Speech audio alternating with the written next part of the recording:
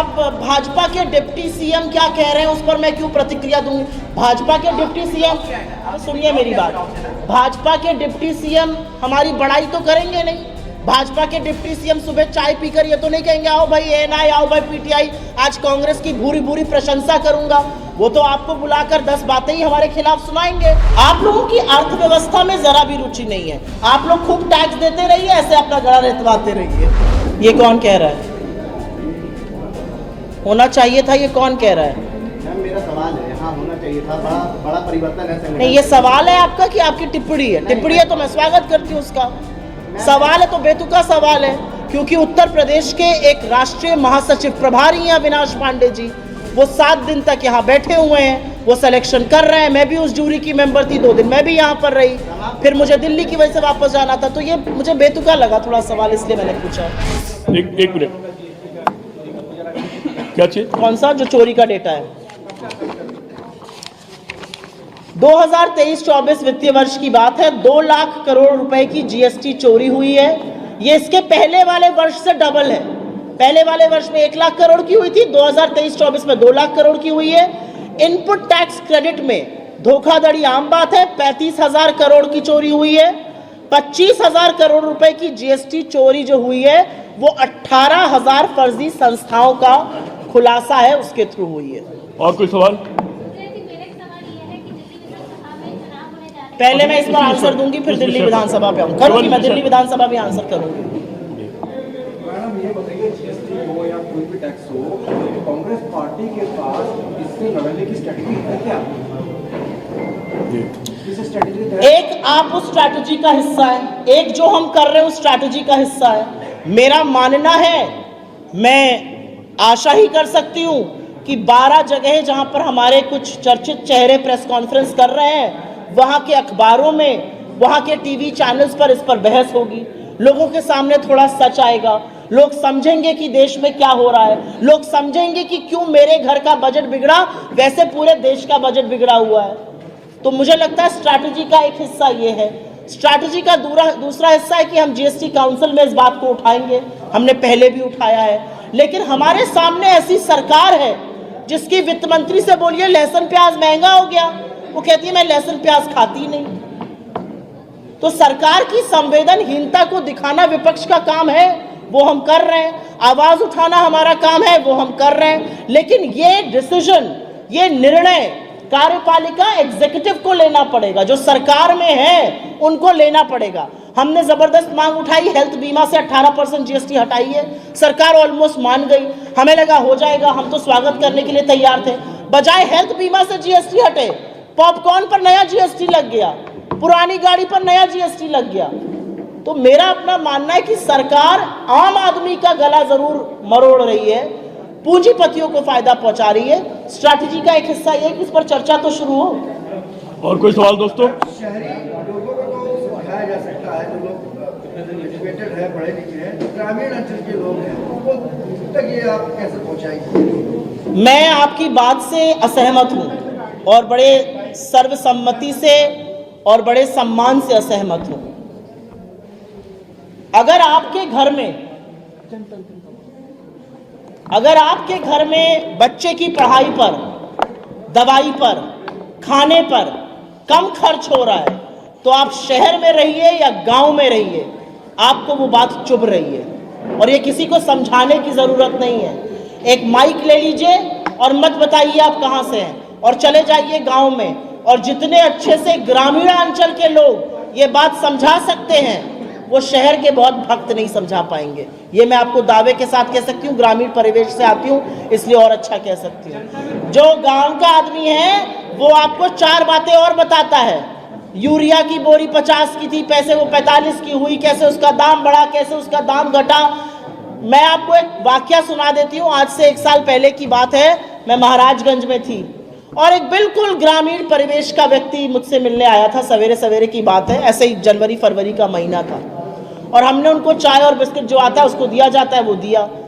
उसने पार्ले जी का बिस्किट खाकर वो बात कही जो आज तक शहर में किसी पढ़े लिखे तथाकथित व्यक्ति ने नहीं कही थी। उसने कहा इहो उड़ा गई ले, ये भी लेके डूब गए। बड़ा पैकेट आता था, छोटा पैकेट हो गया। ये गांव का व्यक्ति खूब समझ रहा है। तो गांव के व्यक्ति को बिल्कुल मूर्ख मत समझिए, खूब समझते हैं लोग। मुझे ऐसा लगता है जिस दिन मुद्दों पर बात होने लगेगी, जिस दिन आप जैसे मूर्धन्य पत्रकार टीवी पर बैठकर ताल ठोक कर एक बार ऐसे ऐसे करके सरकार से बोलेंगे महंगाई की मार कब खत्म होगी, घुटने पर ले आएंगे आप सरकार। 2014 के पहले आप लोग ये करते थे, 2014 के बाद से थोड़ा कम कर दिया ये कर। और जी केजरीवाल ने प्रेस कॉन्फ्रेंस करके कहा है कि संजीव दीक्षित जो आपके प्रत्याशी है वो मोहरे है भारतीय जनता पार्टी के लिए काम कर रहे हैं। चुनाव में बहुत सारी बातें कही जाती हैं। कांग्रेस पार्टी पर एक ही दल है इस पूरे देश में, भारतीय राष्ट्रीय कांग्रेस, जिसके साथ बीजेपी की साठगांठ पर कोई आरोप नहीं लगा सकता, जिसका पूरा आंदोलन आरएसएस ने खड़ा किया, जिनको छोटा संघी बुलाया जाता है, जो जब दिल्ली में दंगे होते हैं चुपचाप बैठ जाते हैं, जो गुजरात जाते हैं बिल्किस बानो का नाम नहीं लेते हैं, जो अपने साथियों को जो एक वर्ग विशेष से आते हैं उनको दूध की मक्खी की तरह निकाल देते हैं, उनके मुंह से ऐसी बातें अच्छी नहीं लगती। मैं शालीनता और मर्यादा इस मंच से नहीं छोड़ूंगी। मुझे ऐसा लगता है जो उन्होंने कहा है वो हास्यास्पद है, फिजूल की बात है। एक सवाल और है, पृथ्वीराज चौहान जो है वो कह रहे हैं कि सबसे ज्यादा मजबूत आम आदमी पार्टी है, वो जीतेगी, कांग्रेस और आपको मिल के लड़ना चाहिए। संजय राउत ने उसका समर्थन किया है। कांग्रेस की अधिकृत प्रवक्ता आपके सामने मैं बैठी हूं, राष्ट्रीय प्रवक्ता हूं, CWC की मेंबर हूं, जो highest decision making body Congress party की है। ये उनका निजी बयान हो सकता है, ये पार्टी का बयान नहीं है। अभी एक मिनट, ये महिला पूछना चाह रही है, इसके बाद आपके पास दिल्ली में विधानसभा के चुनाव होने जा रहे हैं, तो उसमें कांग्रेस अपने दम पर चुनाव में उतरेगी या फिर इंडिया अलायंस के साथ? नहीं, मुझे नहीं लगता। आपने शायद चुनाव फॉलो किया है। हम अपने दम पर चुनाव लड़ रहे हैं। हमारे काफी सारे प्रत्याशियों की घोषणा भी हो चुकी है, फुल स्विंग में चुनाव चल रहा है, प्रचार चल रहा है। मुझे समझ में नहीं आया सवाल। आलोक जी, गठबंधन को सपोर्ट कर रहे हैं उपचुनाव में। अखिलेश जी ने कहा है कि दिल्ली के चुनाव में वो आपका समर्थन करेंगे, इस पे आप क्या कहेंगे? उनकी मर्जी है। हमें ऐसा लगता है कि इंडिया गठबंधन को मजबूत रखना, उत्तर प्रदेश के क्रूर प्रशासन से लड़ना, उत्तर प्रदेश में जो सरकार अहंकार के मद में डूबी हुई है, जो निरंकुशता पुलिस की हम रोज देखते हैं, उसका डटकर मुकाबला करना, इंडिया गठबंधन के साथ हम मिलकर ये चुनाव लड़ रहे हैं। इसमें कोई भी मतलब मुझे इसमें कोई विरोधाभास नहीं दिखता है।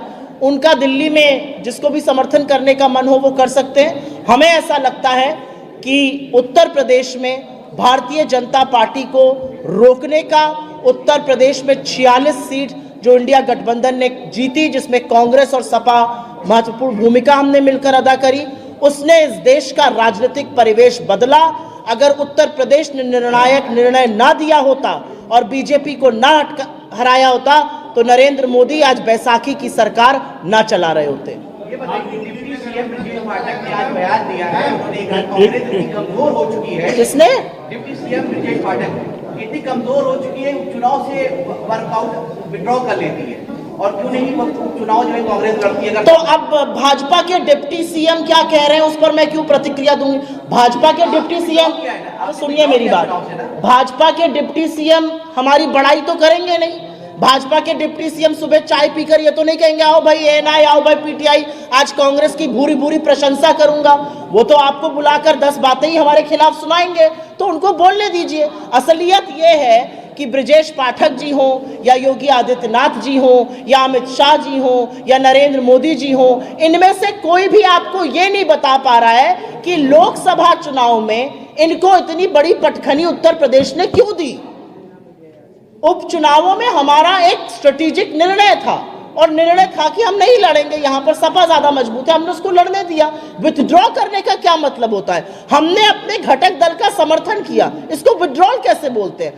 भाजपा के व्यक्ति तो बात को मिर्चा लगाकर बोलेंगे ही चटकारे लेकर, उसका जवाब मैं देने के लिए थोड़ी बैठी हूं यहाँ पे। मैम, आपने मजबूती की बात करी कि जो पार्टी जहां मजबूत होती है उसको। आप लोगों की अर्थव्यवस्था में जरा भी रुचि नहीं है। आप लोग खूब टैक्स देते रहिए, ऐसे अपना गला रेतवाते रहिए।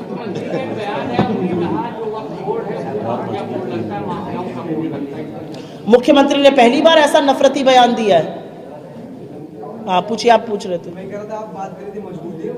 जो आप बात कर रहे हैं कि जो अलायंस उत्तर प्रदेश में मिल्कीपुर सीट पर चुनाव नहीं लड़ा है, समर्थन कर रहे हैं आप समाजवादी पार्टी को, और वहीं अखिलेश कह रहे हैं कि दिल्ली में जो चुनाव होगा तो वहाँ इसका जवाब मैंने दे दिया, एग्जैक्टली सेम सवाल था। और लाओ। जो आइडियली जो मैसेज करते हो, कोई भी पार्टी हो वो आइडियल पर चलती है, और ऐसे में जब ये मैसेज आप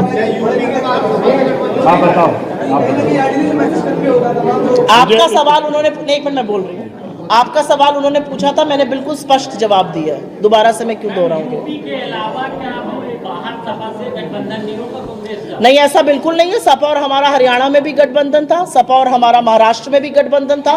दिल्ली में उनको समीकरण दूसरे लग रहे हैं अपने अनुसार, तो उन्होंने आपके समर्थन का फैसला किया है। हमें समीकरण दूसरे लग रहे हैं, हमें लग रहा है पिछले 11 सालों से दिल्ली के साथ नाइंसाफी करी गई है, 10 सालों से इनके शासनकाल में, तो जवाबदेही की जरूरत है, तो हम उस हिसाब से चुनाव लड़ रहे हैं। हम एक थान के कटे हुए कपड़े नहीं है, हम वैचारिक रूप से एक साथ खड़े हैं, और इसमें अटकलें लगाना, इसमें फप्तियां कसना, ये काम बीजेपी को करने दीजिए। उत्तर प्रदेश में परिवर्तन हो रहा है, संगठन परिवर्तन हो रहा है कांग्रेस। कहाँ पे?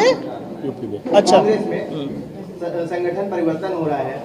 आप CWC की मेंबर हैं और प्रियंका गांधी प्रभारी रही उत्तर प्रदेश की, उनको यहाँ मौजूद होना चाहिए। ये कौन कह रहा है?